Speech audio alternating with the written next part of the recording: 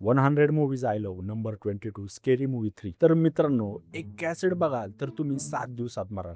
पण ते कसं? हसून.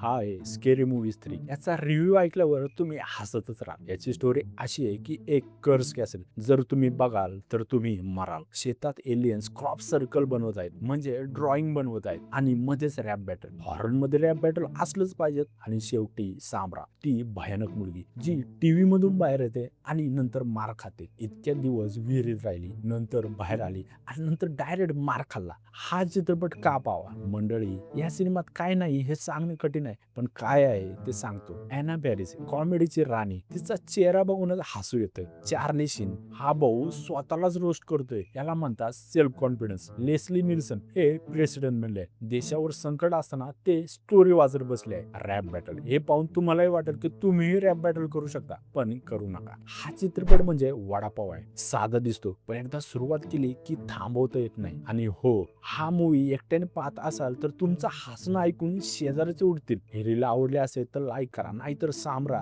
तुमच्या मोबाईलवरून बाहेर येईल. हा सिनेमा पाहिला असेल तर कमेंटमध्ये नक्की लिहा. ही रील सेव्ह करा, शेअर करा असे मित्र ज्याला कोणतेच चित्रपट आवडत नाही. आणि हो, फॉलो करायला विसरू नका.